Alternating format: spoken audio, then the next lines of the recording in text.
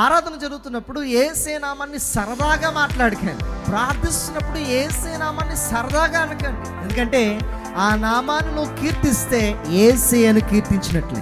ఏదో జోకులు వేసుకున్నప్పుడు యేసే నామాన్ని సరదాగా జోకులకు ఉపయోగించుకోండి. Name indicates a person. ఒక పేరు ఒక వ్యక్తిని సూచిస్తుంది. ఆ పేరు కలిగిన వ్యక్తిని నువ్వు ప్రేజ్ చేస్తున్నావంటే ఆ వ్యక్తిని స్తుతిస్తున్నావు అని అర్థం.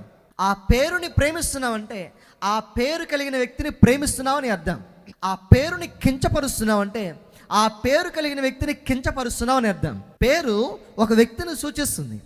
ఆ పేరుని నేను కొనియాడితే ఆ పేరు కలిగిన వ్యక్తిని కొనియాడుతున్నాను అని అర్థం. ఆ పేరుని నేను ప్రేమిస్తున్నట్లయితే ఆ పేరు కలిగిన వ్యక్తిని నేను ప్రేమిస్తున్నాను అని అర్థం. ఆ పేరుని నేను కించపరుస్తున్నట్లయితే ఆ పేరు కలిగిన వ్యక్తిని నేను కించపరుస్తున్నానని అర్థము. ఫర్ ఎగ్జాంపుల్, యేసు యొక్క పేరుని నేను కొనియాడుతున్నానంటే ఆ పేరు కలిగిన యేసు క్రీస్తుని నేను కొనియాడుతున్నానని అర్థము.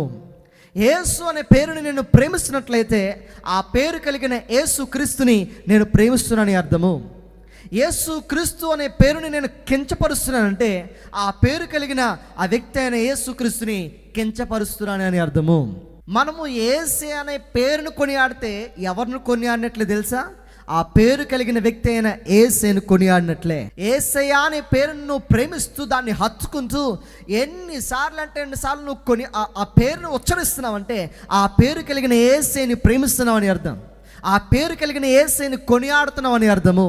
ఆరాధన జరుగుతున్నప్పుడు యేసే నామాన్ని సరదాగా మాట్లాడకండి. ప్రార్థిస్తున్నప్పుడు యేసే నామాన్ని సరదాగా అనకండి. ఏదో జోకులు వేసుకున్నప్పుడు యేసే నామాన్ని సరదాగా జోకులకు ఉపయోగించుకోండి. ఎందుకంటే ఆ నామాన్ని నువ్వు కీర్తిస్తే యేసే అని కీర్తించినట్లే.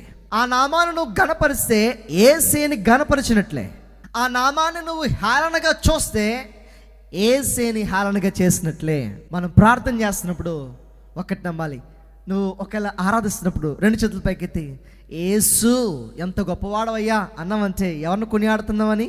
కేవలం పేరును మాత్రమే కాదు కానీ ఆ పేరు కలిగిన యేసేని, ఆ వ్యక్తిని నువ్వు కొనియాడుతున్నావు. నువ్వు యేసే అనే పేరును నువ్వు ప్రేమిస్తున్నావు అంటే గనక ఆ పేరు కలిగిన వ్యక్తిని యేసేని నువ్వు ప్రేమిస్తున్నావు అని అర్థము. కాబట్టి ఆరాధన జరుగుతున్నప్పుడైనా ప్రార్థన చేస్తున్నప్పుడైనా ఆ పేరును మనం గుర్తించాలి. పేరు ఒక వ్యక్తిని సూచిస్తుంది.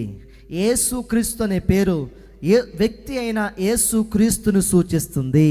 కాబట్టి నేను దాన్ని ఏం చేయాలి? విశ్వాసంతో, భక్తి శ్రద్ధలతో, పరిశుద్ధతతో ఆయన యొక్క నామాన్ని నేను పొగడాలి, ఆయన యొక్క నామాన్ని నేను కీర్తించాలి. చాలాసార్లు ఆరాధన పాడుతున్నప్పుడు యేసయ్యా యేసయ్యా అని కొనియాడుతుంటుంటే పక్కన అనుకుంటాడు వీడు పని లేదు అత్తమాలు యేసయ్య యేసయ్య అని చేతులు ఎత్తి కొనియాడుతున్నాడు. ఎన్నిసార్లు అంటాడు వీడు, ఈమెకి పని లేదు అత్తమాలు యేసయ్య యేసయ్య అని కొనియాడుతుంది అని అనుకున్నాడంటే ఆ వ్యక్తికి యేసయ్య అనే పేరు అర్థం తెలియదని అర్థం. యేసయ్య అనే పేరు యేసయ్య అనే వ్యక్తిని సూచిస్తుంది. ఆ వ్యక్తి రెండు చేతులు పైకి ఎత్తి హృదయాన్ని కళ్ళు మూసుకుని లేదా యేసు యేసు నా యేసయ్యా అన్నాడంటే కనుక లిటరల్గా వ్యక్తి ఎవరిని కాదు, సృష్టికర్త అయిన యేసేని మాత్రమే కనపరుస్తున్నాడు. ఆమేన్. నీకు ఇష్టమైన అవ్వకపోయినా ఎవరైతే యేసే అంటారో వాళ్ళు యేసేని కొనియాడుతున్నారు.